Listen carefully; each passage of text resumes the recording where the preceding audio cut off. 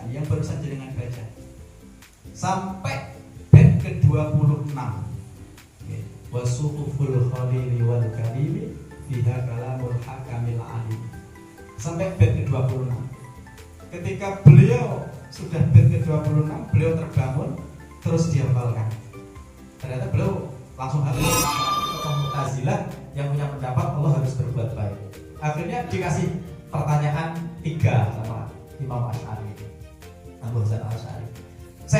Wahai guru, apa pendapat Anda jika ada orang meninggal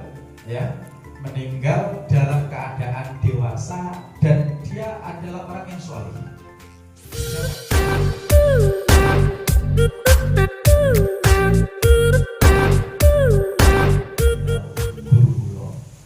Niku beliau orang Yaman, gitu, orang Yaman ya. Nah, sejarah daripada dibuatnya Aqidatul Awam.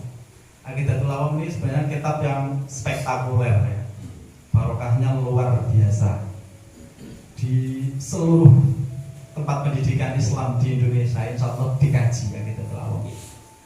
Bahkan di tempat saya yang cuma 5 anak ngaji sekarang gitu, tak ajari Aqidatul Awam. Bahkan orang yang nggak sepaham dengan Aqidatul Awam itu ternyata juga mempelajari Aqidatul Awam. Sampai saya pernah menemukan sebuah buku di Bayakub, belum sempat saya beli tapi hilang. Artinya tidak tahu apa dibeli orang atau sudah tidak jual lagi atau dihilangkan. Judulnya sangat menarik untuk didelok karena judulnya itu mengkritisi Aqidatul Awam karya ulama sesat ahli bid'ah. Gitu kan. Jadi saya terus pengen beli. Waktu itu pas tidak ada uang. Berapa saat kemudian kembali ke Bayakub, pengen beli ternyata udah nggak ada. Tak cari sini sampai sekarang nggak ketemu buku itu. Tak cari di internet juga nggak ketemu. Nah, ada cerita tentang Aqidatul Awam, dibentuknya Aqidatul Awam. Jadi beliau yang namanya Syekh Ahmad Al-Marzuki ini bermimpi. Beliau bermimpi bertemu dengan Nabi Muhammad SAW beserta para sahabat. Nah, ketika dalam mimpi itu Syekh Ahmad Al-Marzuki ini dikasih tahu oleh Kanjeng Nabi bahwasanya mau tidak sampean tak kasih manzumah, nazom ya. Sebuah nazom yang kalau dihafalkan, dijaga, maka dia akan masuk surga dan dia akan mendapatkan segala macam kebaikan. Akhirnya terus nggih urun. Dan ternyata di mimpi itu Nabi membaca Abda'u Bismillahirrahmanirrahim Da'imil Ihsan yang baru saja dengan baca sampai bait ke-26. Wasuhuful khalili wal kalimi fiha kalamul hakamil alim. Sampai bait ke-26. Ketika beliau sudah bait ke-26, beliau terbangun terus dihafalkan. Ternyata beliau langsung hafal. Langsung hafal dan terus ketika selesai menghafal beliau tidur kembali. Dan ketika beliau tidur kembali mimpi bertemu Kanjeng Nabi lagi dan para sahabat. Ditakoni karo Kanjeng Nabi, wis hafal? Jawab sampun. Wis saiki dihafal. Dihafal. Abda'u bis tekan sampai 26 itu.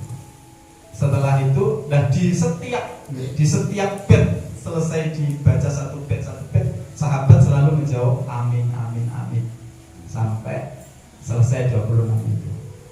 Nah, habis itu terus diceritakan. Mimpi ini diceritakan dan beliau diminta oleh orang-orang yang suka dengan nazom ini untuk meneruskan. Akhirnya terus diteruskan dengan wa kullu ma ata bihi rasulu fa haqqu taslim wal qabul terus sampai selesai. Nah, terus sekarang terkait masalah ini kan hanya mimpi. Kenapa kok menjadi sebuah akidah bahkan dikatakan wajib? Dikatakan aqaid saya wajib ngerti. Nah, ini mimpi kok sampai menjadi dasar? Ini bagaimana? Jadi begini. Pertama kita harus tahu bahwasanya mimpi ketemu Rasulullah ini adalah hak. Jadi kalau ada orang kok ngomong saya mimpi ketemu Kanjeng Nabi, itu berarti mimpi tenang. Tapi yo kudu ono bukti nek ngoten iki. Maka ada dalam kitab kitab Fathul Bari juz 12.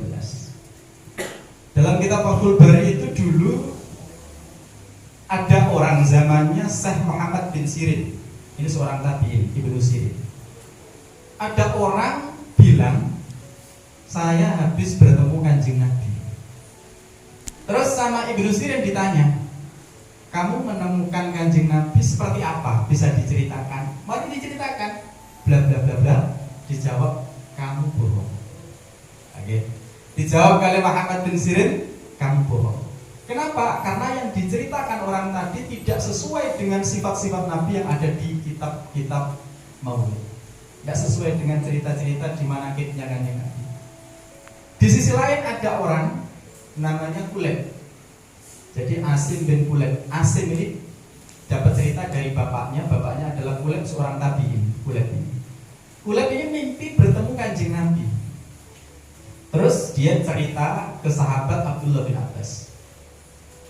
Cerita kalau pernah mimpi bertemu Kanjeng Nabi. Terus ditanya sama sahabat Abdullah bin Abbas, seperti apa sosok Kanjeng Nabi yang kamu ketahui dalam mimpi? Persis seperti Sayyidina Hasan bin Ali. Oh bener, kamu ketemu Kanjeng Nabi. Makanya kalau ada orang ngomong ketemu Kanjeng Nabi, kok dia ceritanya pas, ya insya Allah ketemu tenang. Tapi nek mboten ya kayak jawabannya Muhammad bin Sirin, kamu bohong. Sing paling penak kayak ceritane Ustaz Babi Haikal, saya gak bawa HP. Jadi begini Ustaz, tadi itu mimpinya sampai ke bait 26. Padahal ini jumlahnya berapa Pak? Ini jumlahnya ini 43 kalau ada yang mengatakan sampai 50. Maizun bi abiyatuha maizun, itu yang pasti itu ya. Abiyatuha maizun bi adil jumali. Abiyatuha maizun. Maizun itu ini pakai hitungan abjadun itu. Abjadun ha wazun atoya kun la ma. Ma itu berarti ya 10, kun la ma itu 40 ya. Ya itu 10 berarti 50.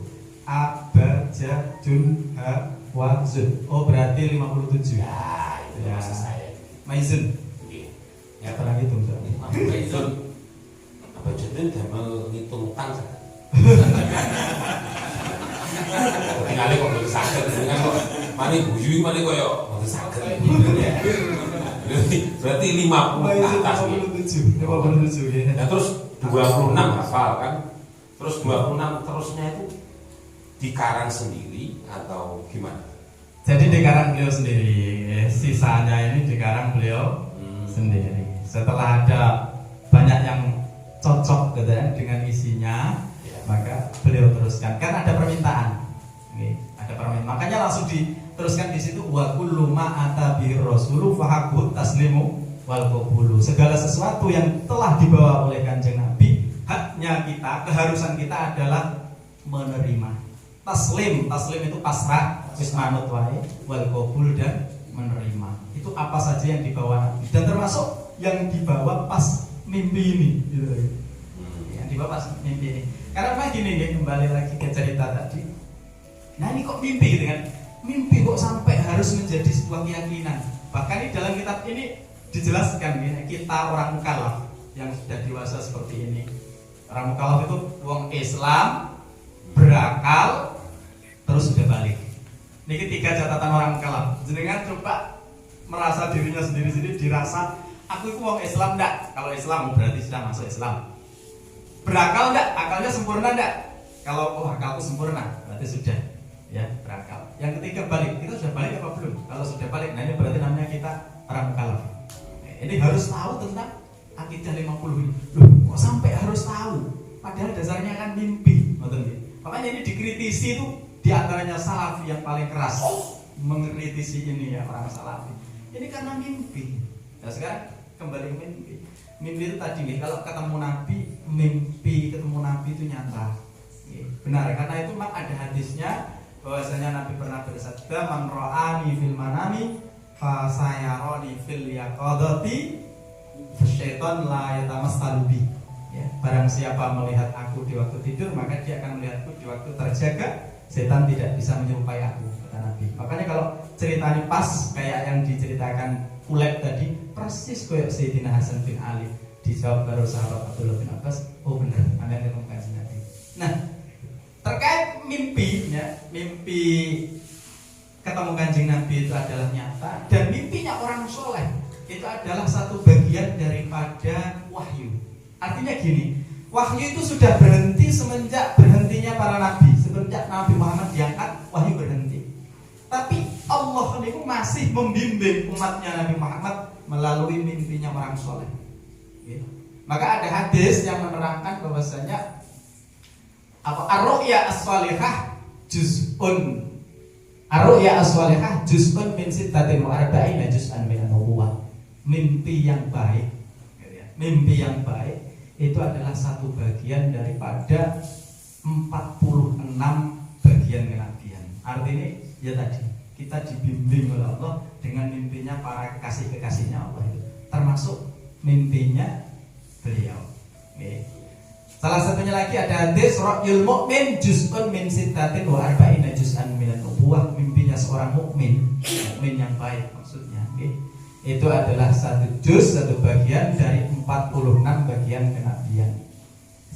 Satu lagi ada hadis dari Abu Sa'id, ra'yur rajul al-muslim as-soleh. Mimpinya seorang laki-laki yang muslim dan dia soleh, ya. Itu juz'un min sab'ina juz'an min an-nubuwah, satu bagian dari 70 kenabian. Maksudnya tadi intinya sama, bahwasanya mimpinya orang yang baik, yang soleh itu adalah bagian dari kenabian. Maksudnya Allah membimbing umat ini dengan sebagian diantaranya dengan mimpinya orang soleh. Nah sekarang nggak ada saya, soalnya saya ini melihat wajahnya Kiai kan, soalnya menatap wajahnya dia itu rohmah. Hanya sering-seringlah menatap wajahnya sang Kiai. Itu obat, itu bisa sing galau-galau, sing ruwet-ruwet itu wajahnya Kiai Nurul Azhar dipandang. Saya itu dengan duit sumpah kok, ya Allah, tampil kata ya Allah, ningali wajah di barokah wal karomah wajahipun Kiai Nurul Azhar lunas, lunas, pokoknya sementing bayar, senang dia soal, jadi karena memang waktu kita ini nggak mungkin untuk membahas satu kitab ini. Kalau kepingin seterusnya itu harus ngaji kepada Kiai Nurul Azhar. Tidak hanya sekedar YouTube dan Facebook dan sebagainya. Maka langsung pada Aqaid Khamsin. Jadi kira-kira Aqaid Khamsin itu kalau di sini itu bahasnya mulai bait yang mana? Paling bawa kitab kan nggak paham bawa itu. Bukan korek, bukan. Aku kok itu kalau apa pribadi itu kok. Nah, coba dengan itu dari bait kelima ya Allah. Fa'lam bi wujubil ma'rifah min wajibil lillahi isri nasifah. Nah itu nomor 6 itu. Nomor 6 itu sih mengkalung ini. Ya ini. Ini limong ini Indonesia ya. Bapak fa'lam bi wujubil ma'rifah min wajibil lillahi isri nasifah ya. Dan setelah tadi baca basmalah, hamdalah, sholawat, salam, ketahuilah dengan wajibnya mengetahui dari sifat wajibnya Allah yang ada 20. Jadi Allah punya sifat wajib 20 yang harus kita ketahui, yaitu wujud, kitam, baqo yang biasa kita buat pujian ya. Wujud, kitam, baqo itu total kan 20. Okay. Maka di sini dijelaskan lebih rinci, Allahumma wujudun qadimun baqi mukhaliful lil khalqi bil itlaqi wa qaimun aja. Sampai nanti 20 total sampai dengan faqudratun iradatun sabun basar hayatunil ilmu kalam istamar. Itu total nanti ada 20. Nah, biasanya yang termasuk jadi kritikan salafi kepada kita, ini loh, Allah maksud cuma disifati 20. Allah maksud cuma disifati 20. Maka sebenarnya sifatnya Allah tidak hanya 20. Sifatnya Allah tidak hanya 20. Jangan lihat di Asmaul Husna. Asmaul Husna itu selain nama Allah adalah sifat Allah. Ar-Rahman, Ar-Rahim, Al-Malik, Al-Quddus, As-Salam. Itu selain nama-nama Allah itu juga sifatnya Allah, ya kan?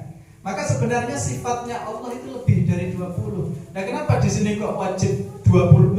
20 ini kita juga kudu ngerti gitu loh. Nggih. 20 ini kita juga kudu ngerti. Meskipun ini kembali lagi ke mimpi ya, terkait mimpi. Mimpi itu kalau dalam mimpi Nabi menyampaikan sesuatu. Ini diterangkan oleh Syekh Zakaria Al-Ansori dalam kitab Asmaul Matalib ya. Jadi mimpi itu kalau Kanjeng Nabi dalam mimpi itu menerangkan sesuatu, yang sesuatu itu nggak ada dasarnya, nggak ada dasarnya di Quran, nggak ada di hadis, nggak ada, nggak wajib dikerjakan, dilakukan boleh.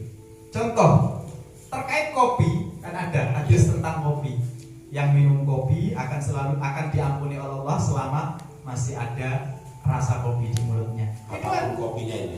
Itu ada itu hadisnya. Yang mimpi kalau salah Habib Abdullah Al-Haddad. Nah, itu ya, nggih, semacam itu jenengan wah iki mimpine orang soleh. Gak apa-apa jenengan sekarang rajin minum kopi, apalagi kopi waki. Gak apa-apa. Karena ibarat balik. Nah itu gitu, itu tidak apa-apa. Dia, tapi nggak yakin tidak apa-apa, tidak yakin tidak apa-apa. Jenengan amalkan boleh karena memang nggak ada dalilnya kan. Di Quran tidak ada tentang kopi, di hadis juga nggak ada tentang masalah kalau minum kopi diampuni dosanya kan nggak ada. Itu kan lewat mimpi.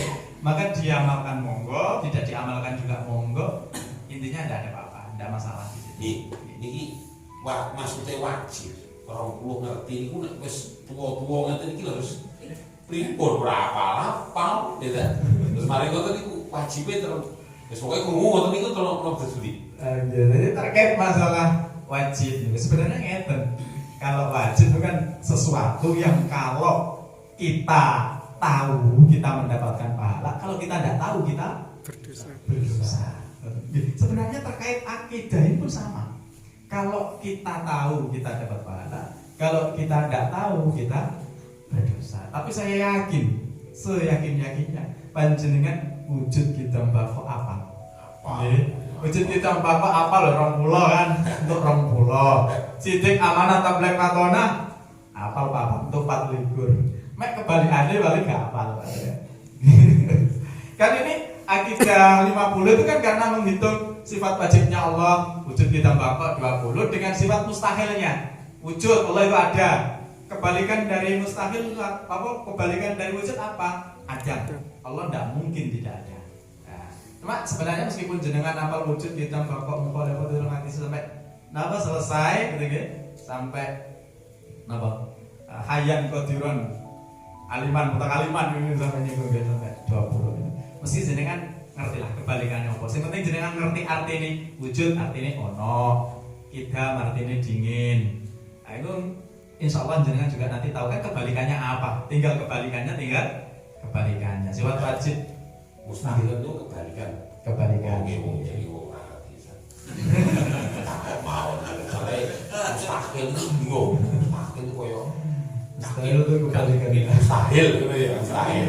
Mustahil itu loh. Nek ngomong sing jelas ngoten paham. Mustahil itu nih kalau gak pada paham. Soalnya ini kan mustahilun yang pakai bahasa Arab. Oh, iya masalahnya mustahil. Antara wong alim beda kan wong untuk ngelama-ngelama. Angkut pokoknya. Berarti kan 20 niku. Mungkin terus waliane ngoten lho, Pak. Nek basa waliane masuk kusam ngene lho. Iku apal kabeh wong soalé warung kopi kusam. Jadi waliane niku ngerti ora terjadi ya bojo sampeyan. Wujud berarti no ada. Wujud niku ada. Sebenarnya kita nggak tahu artinya nanti enak kan tinggal cari kebalikannya. Wujud itu artinya kan ada. Allah itu ada. Kebalikan dari ada tidak ada. Mustahil Allah tidak ada. Kidam itu artinya dahulu. Allah kidam. Cuma kidamnya Allah beda dengan kidamnya benda loh. Jadi kidamnya Allah itu tanpa didahului tidak ada. Jadi Allah itu ada sejak kapan? Jangan tanya sejak. Karena Allah ada sebelum sejak itu ada. Kebalikan sejak kebalikan dari kita apa? Kita kan dahulu, kebalikan dari kita adalah kudus atau baru. Baru Baru itu apa sih dalam ilmu tauhid? Baru itu segala sesuatu yang dimulai oleh tidak ada. Maka segala sesuatu makhluknya Allah ini berarti baru semua. Langit, bumi, ruangan, waktu, semuanya baru. Karena dulu nggak ada semuanya. Diciptakan oleh Allah. Baru. Iya, baru dimasukkan dari sini. Ya pun berarti 20, 40 kan. Sing 10 no. 20 sifat wajibnya Allah, 20 kebalikannya atau mustahilnya, ditambah 1 sifat jaiznya Allah. Jaiznya Allah itu apa? Jaiznya Allah itu fi'lu kulli mumkinin aw tarkuhu. Allah itu bebas melakukan sesuatu, mengerjakan apapun terserah Allah, karena memang dunia dan isinya wae Gusti Allah. Cuma meskipun begitu, gak usah takut dengan Allah karena Allah itu gak sembarangan. Allah ndak kira gawe bencana macam-macam nek jenengan kula mboten kakean maksiat. Terus meskipun Allah niku bebas melakukan sesuatu, tapi Gusti Allah ndak akan sembarangan hukum wong, ngoten nggih. Karena nggih sakarepe. Gusti Allah memang bebas, karena mulai kan dari Gusti Allah, jadi terserah Gusti Allah kan. Cuma Gusti Allah karena rahmatnya Gusti Allah yang luar biasa, Gusti Allah tidak akan sembarangan ngukum wong. Tapi umpama Gusti Allah ngukum, ya ndak apa ya, hak Gusti Allah wong aja wae Gusti Allah. Maka ada sedikit diskusi ya tentang tokoh ahli sunnah, yaitu Abu Hasan al-Asy'ari. Abu Hasan al-Asy'ari dengan gurunya namanya Imam Al-Jubai. Jadi menurut pandangan ahli sunnah wal jamaah, itu Allah itu karena dunia ini miliknya Allah, maka Allah punya kebebasan berbuat apa saja. Meskipun karena rahmatnya Allah, Allah tidak sembarangan. Tapi umpama Gusti Allah pengen ngewehi musibah padahal itu orang baik-baik, ya terserah Allah. Mungkin itu punyanya Gusti Allah. Nah ini menurut logika ahli sunnah begitu. Tapi menurut Mu'tazilah pun tidak bisa. Gusti Allah itu karena Tuhan, Gusti Allah itu harus berbuat baik. Apalagi Gusti Allah punya sifat-sifat yang sempurna. Maka Gusti Allah tidak boleh berbuat semaunya, sama sekali tidak boleh. Kalau ahli sunnah kan buatan. Gusti Allah memang berbuat secara apa? Secara umum Gusti Allah berbuat yang baik-baik toh. Tapi umpama saja Gusti Allah itu pengen ngukum wong apik, yo hak Gusti Allah boleh-boleh saja. Ngoten. Niki ahli sunnah. Nek Mu'tazilah mboten parang betul. Maka dari sini terus ada pertanyaan dari muridnya yang namanya Abu Hasan al-Asy'ari. Ini kan muridnya, gurunya Imam Al-Jubai, ini tokoh Mu'tazilah yang punya pendapat Allah harus berbuat baik. Akhirnya dikasih pertanyaan 3 sama Imam Asy'ari ini, Abu Hasan al-Asy'ari. Syekh, wahai guru, apa pendapat Anda jika ada orang meninggal dalam keadaan dewasa dan dia adalah orang yang soleh? Dijawab, oh dia akan masuk surga. Betul kan? Orang baik sudah sepuh meninggalnya, dia soleh, dia akan masuk surga. Yang kedua, Syekh, ada orang meninggal sudah tua tapi dia dalam keadaan kufur. Dijawab, ya masuk neraka. Yang ketiga, Syekh, ada anak kecil meninggal, belum sempat beramal seperti orang soleh, juga tidak melakukan kekufuran seperti orang kafir. Dijawab sama gurunya, ya tidak di surga, ya tidak di neraka. Terus yang ini, Syekh, yang anak kecil ini, kenapa sama Allah kok nggak dijadikan dewasa aja biar masuk surga? Kan Gusti Allah harus berbuat baik dengan hambanya. Dijawab gurunya, Allah lebih tahu dengan keadaan anak kecil ini. Kalau anak kecil ini tidak dimatikan oleh Allah dalam keadaan kecil, insya Allah besarnya dia menjadi orang kafir, maka dia akan masuk neraka. Dibalik lagi sama muridnya tadi, Syekh, kenapa sang tua mati dalam keadaan kafir, kok nggak dimatikan dari kecil aja biar tidak masuk neraka? Gurunya akhirnya bingung. Ya apa jawabnya? Terus dari situ akhirnya beliau tidak sepaham dengan Mu'tazilah, bahwasanya meskipun jadi Allah punya hak sebagai sifat jaiznya Allah, karena dunia miliknya Gusti Allah. Gusti Allah memang punya hak untuk ngewehi sakit, ngewehi cobaan pada orang baik, termasuk kamu kan, kayak anak kecil kan? Anak kecil loh kan gak pernah dosa, namanya anak-anak, kadang loro. Itu karena karena memang haknya Allah. Jadi Allah punya hak sifat namanya fi'lu kulli mumkinin au tarkuhu. Maka sudah nggih 41 nggih ditambah jaiznya Allah satu. Tasih 9. Kata 9. Nomor 9. 9 itu adalah sifat wajibnya para rasul. Sekedar misalnya sifat jaiz niku arek ganteng ku asli jane kudune itu ayu. Tapi sakarepe Gusti Allah. Kesane ngalah sing kuat elek. Koyo ngoten iki contone. Jadi segala sesuatu yang mungkin, segala sesuatu yang mungkin itu terjadi dan tidaknya karena sifat jaiznya Allah. Wah, betul toh. Jadi gak ngarang loh ya, gak ngarang. Aku itu ayu iki yo Gusti Allah ngono ae. Sampeyan aja nyeri. Kirang songo. Kirang songo niku. Adapun yang 9, jadi yang istilah aqaid seket, dari sifat Allah wajib Allah 20, mustahilnya 20 tambah 1 sifat jaiz. Sifat yang 9 ini adalah yang 4 sifat wajibnya para rasul, para nabi. Cuma kalau rasul yang biasanya dipakai ya para rasul, karena memang 4 ini dimiliki rasul, yaitu sidik, amanah, tabligh, batonah. Ini karena nabi kan tidak tabligh biasanya nabi.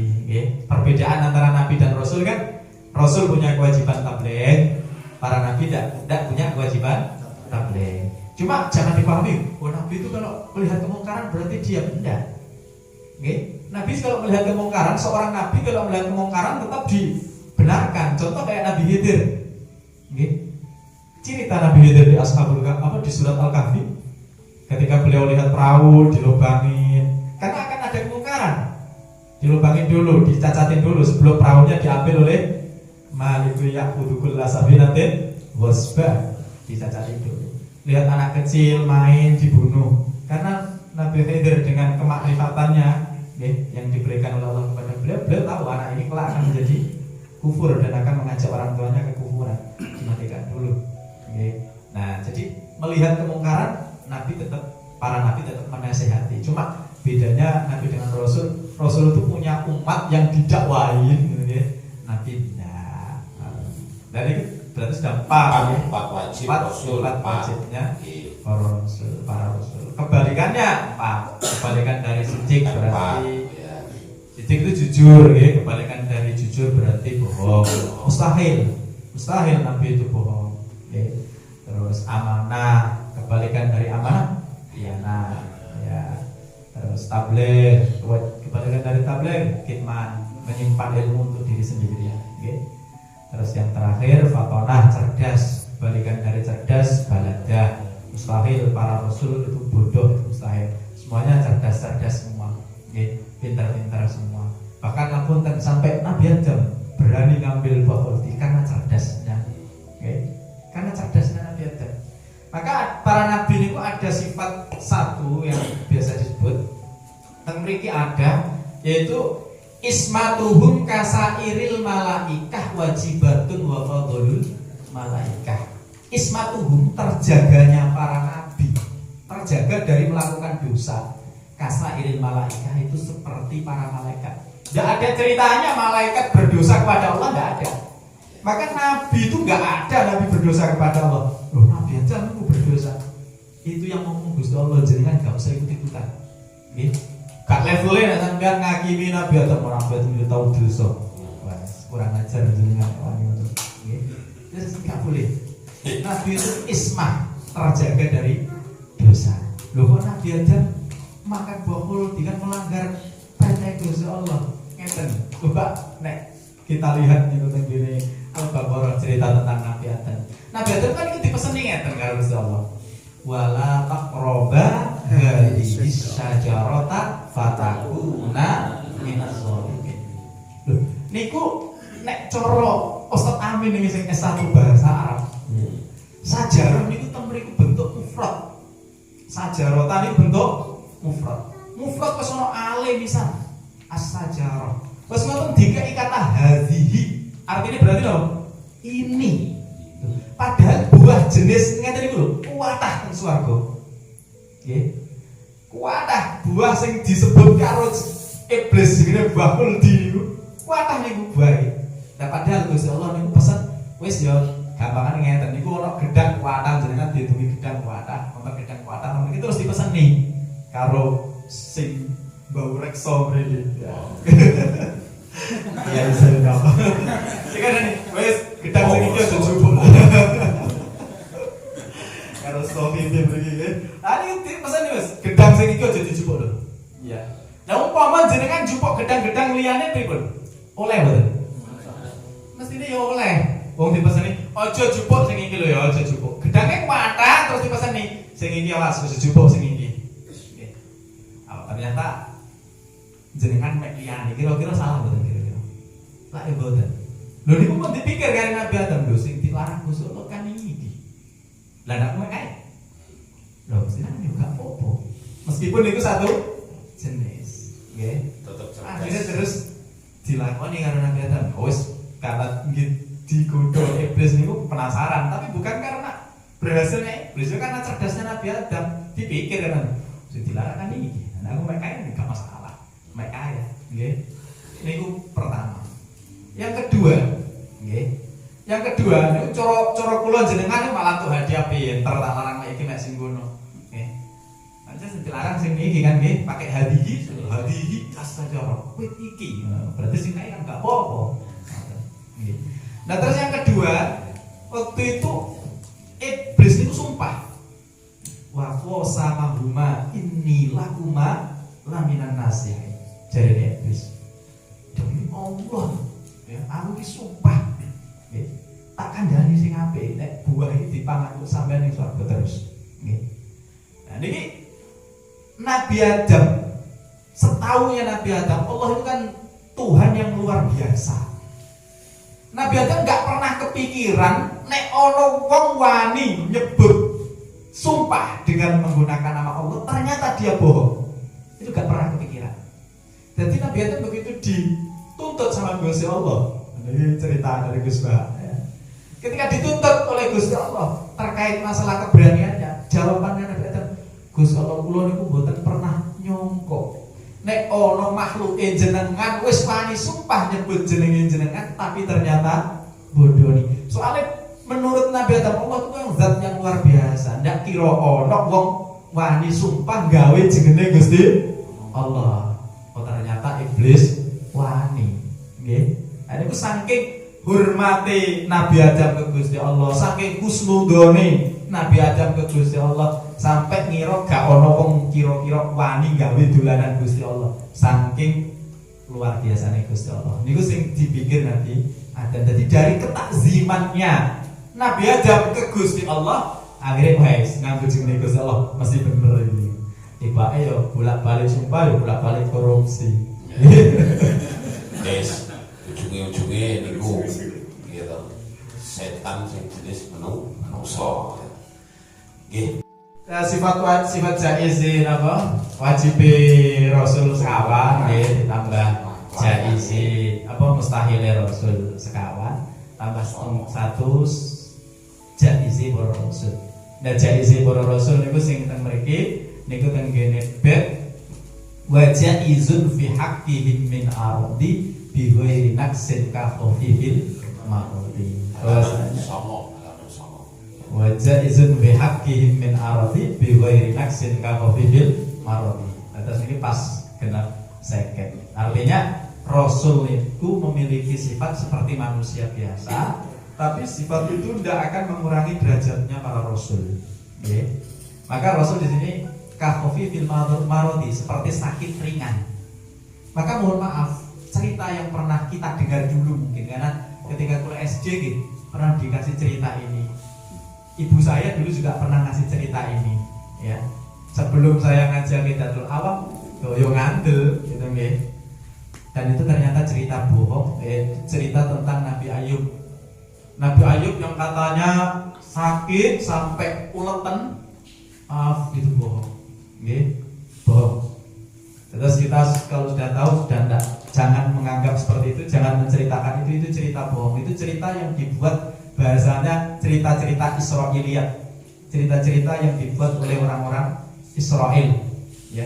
Nabi tidak memiliki penyakit sing membuat dia dijauhi umatnya. Karena nanti kalau Nabi sampai sakit kayak gitu ini menurunkan derajatnya para Nabi sampai didoi kabeh kok ono sing gelem ngrumati garwane tok. Nah itu kan. Itu bohong, enggak ada. Maka di sini pun langsung disebutkan kafofi fil marodi. Nabi itu bisa sakit tapi sakitnya sing ringan-ringan biasa ya. Demam, ya sakit panas, ya sakit perut biasa. Tapi kalau sakit sing sampai menakutkan kayak cerita tentang Nabi Ayub atau mungkin mohon maaf kalau zaman sekarang mungkin kayak kena aid umpama nggih atau kayak kena nopo lah sing meden-medeni corona gak medeni corona niku nggih oh biasa nggih terus niku nggih nikah maksudnya Nabi itu sifat jaiznya memiliki sifat seperti manusia biasa, okay? Terus bisa sakit, ya menikah, ya bisa capek, ya ngantuk, ya bisa lapar, ya bisa haus. Itu sifatnya seperti manusia biasa, tapi bukan sifat yang mengurangi derajatnya para nabi. Maka mohon maaf, bohong, nggak mungkin Nabi bohong, karena bohong itu menurunkan derajat. Okay?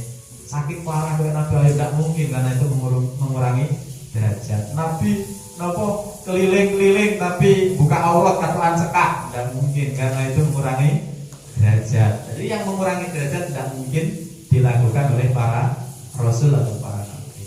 Alhamdulillah. Oh gitu. Masya Allah luar biasa. Ini 50 aqaid khamsin dalam durasi waktu hanya 30 menit ini sudah paham luar biasa. Luar biasa ini, Masya Allah. Ini di luar kepala loh, nggak ada yang masuk sama sekali. Tapi yang jelas itu follow up nih, jadi kudu ngaji nih. Majelis BBM jadi bengi-bengi melehan. Buka iki pun beres iya. Pun kapok malih memiliki ada selamat kesana diantar. Beres. Nah, niki ditutup kali donga iki. Nah, karo kae donga muga-muga awake dhewe termasuk golongan yang ingkang alim, soleh-solehah. Soale beliau ngaten iki masuk nyumber terus. Iki nek mboten mandeg niku sampai subuh setelah awak mesti jungkel kabeh. Iki wis pikirane ramah tamah. Tak ada ini ramah tamah. Apa selamat kan jam 10, mriki setengah 10. Ibu, ini Tuhan ibu. Sebenarnya ini harus penting masalahnya. Penting. Sauri kulo dongo. Nah terus niki kan anu nggih. Memang sebenarnya kalau mimpi, kenapa ini kok menjadi sebuah akidah? Bahwasanya mimpi tadi nih, kalau hubungannya nggak ada dengan nas kayak kopi, itu nggak jadi akidah nggak apa-apa. Tapi kalau mimpi itu ternyata ada dalam nas, maka mimpi itu menjadi sebuah dalil, bisa menjadi sebuah dalil. Ini disampaikan oleh Imam An-Nawawi dalam sarahnya Sahih Muslim. Bahwasanya kalau mimpi itu kok ada dalilnya, berarti itu mimpi kan cuma penguat. Okay? Karena sesuatu itu sudah ada dalilnya. Dan ternyata 20 apa 50 akidah yang disebut aqaid 50 ini sudah ada dalilnya dalam Al-Qur'an meskipun masih terperinci. Okay? Ada dalilnya. Makanya ini menjadi sesuatu yang wajib diketahui karena mimpi ini sesuai dengan dalil di Quran. Maka harus diketahui. Okay? Nah terus gini biasanya juga yang dikritikan, kenapa sih kok cuma 20 sifatnya Allah? Allah kan maha sempurna. Masa Allah sifatnya cuma 20? Maka sebenarnya 20 ini yang wajib kita ketahui karena mimpinya beliau. Maka sebenarnya kita itu perlu mengetahui, perlu meyakini Allah itu memiliki sifat namanya muttasif bikulli kamal. Allah itu memiliki sifat segala macam sifat sempurna. Jadi Allah itu maha sempurna dan memiliki segala sifat sempurna. Itu harus kita yakini. Berapa jumlahnya nggak ada yang tahu kecuali Allah. Dan kita tidak diajarkan membuat nama-nama atau sifat-sifat baru untuk Allah. Masalah sifat-sifatnya Allah, masalah nama-namanya Allah, itu dalam keyakinan Ahlussunnah wal Jamaah, yaitu tadi saya Abdul Hasan Al-Asy'ari itu adalah tauqifiyah. Tauqifiyah itu murni diajari oleh Allah, murni diajari oleh Nabi. Maka kita nggak boleh buat-buat sendiri, nggak boleh. Okay? Nah ini yang 20 ini sudah ada di Quran, sudah ada, okay? Dan disampaikan oleh Kanjeng Nabi lewat mimpinya beliau Syekh Ahmad Al-Marzuki. Ya sudah, maka ini menjadi sebuah kewajiban. Ini kita harus tahu. Tapi kita juga kalau mungkin kok surat Gusti Allah mek 20, enggak, lebih dari 20. Yang kita ketahui, cuma kita ketahui ada 20 ini kita harus tahu. Lebih sebenarnya, cuma kita kan enggak diajari membuat nama-nama baru. Jadi kita langsung meyakini dengan global Allah itu memiliki segala macam sifat sempurna dan maha suci dari sifat cacat. Gitu. Nggih. Atau lawan yang sakit kula terakhir mugi-mugi manfaat kan Allah kan dipanjenengan. Bismillahirrahmanirrahim. Alhamdulillahirabbil alamin hamdan wa fi ni'amika fi mazidah. Ya Rabbana lakal hamdu kama yanbaghi li jalali wajhika wa sultanik. Allahumma shalli wa sallim ala sayyidina Muhammadin salatan tunjina biha min jami'il ahwal wal afat wa taqbilana min al hajat wa tutahhiruna min syaitanir rajim wa darajat wa tuballighuna bi aqsawati maharatil hadi wa badal wa ala alihi wa sahbihi wa barik wa sallim tasliman katsira. Allahumma inna nas'aluka al-huda wat tuqa wal afafa wal ghina. Allahumma anfa'na bima 'allamtana wa 'allimna ma yanfa'una warzuqna ilman yanfa'una. Allahumma inna nas'aluka fahman nabiyyin wa hifdzal mursalin. Allahumma aghnina bil 'ilmi wa zayyinna bil hilmi wa akrimna bit taqwa wa jammilna bil 'afiyati ya arhamar rahim. Allahumma ijma' bainana wa bainal qulub. Allahumma inna na'udzubika min 'ilmin la yanfa' wa qalbin la yakhsha' wa 'amalin la yarfa' wa du'a'in la yusma' wa nafsin la tasba'. Rabbi zidna ilma warzuqna fahma. Allahumma ighfir lana dzunubana wa walidayna warhamhum kama rabbayana shaghira. Allahumma ya Ghani ya Hamid ya Mu'in ya Mu'in ya Rahim ya Wadud. Aghnina bi halalika an haramika bi ta'atika an maksiatika bi fadlika an siwa. Allahumma rabbal bait nas'aluka bi jahi ahli bait an tuyassira lana khairal bait hatta la nakula yalaik. Allahumma sahhil umurana wa umura walidina wa umura ikhwanina wa umura masyayikhina wa umura asatidina wa umura talamidina wa umura azwajina wa umura auladina wa umura jamil muslimin wal muslimat wal mu'minin wal mu'minat. Allahumma balligh maqasidana wa maqasidahum. Allahumma ijma' bainana jam'an marhuma. Allahumma inna nas'aluka husnal khatimah wa na'udzubika min su'iha wa nas'aluka an tatawaffana 'alal iman wal islam wa taubah. Rabbana la tuzigh qulubana ba'da idh hadaytana wa hab lana min ladunka rahmah innaka antal wahhab. Rabbana zalamna anfusana wa illam taghfir lana wa tarhamna lanakunanna minal khasirin. Rabbana hab lana min azwajina wa dhurriyyatina qurrata a'yun waj'alna lil muttaqina imama. Allahumma arinal haqqa haqqan warzuqna ittiba'ah wa arinal batila batila warzuqna ijtinabah wa la taj'al 'alaina mutasyabihan fa'atba'al hawa. Ya Hayyu ya Qayyum ya Dzal Jalali wal Ikram amitna 'ala dinil Islam wa ya muqallibal qulub tsabbit qulubana 'ala dinik. Rabbana atina fid dunya hasanah wa fil akhirati hasanah wa qina adzabannar. Allahumma barik lana fi Rajab wa Sya'ban wa ballighna Ramadan. Wa subhana rabbika rabbil izzati amma yasifun wa salamun 'alal mursalin walhamdulillahi rabbil alamin. Surah Al-Fatiha.